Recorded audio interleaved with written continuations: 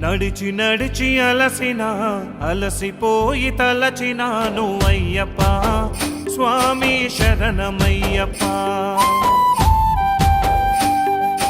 పిలిచి పిలిచి కొలచి పాట పాడినాను అయ్యప్ప స్వామి శరణమయ్యప్ప. ఇరుముడిని తలన ఎత్తి అడుగడుగు వేసి మొక్కి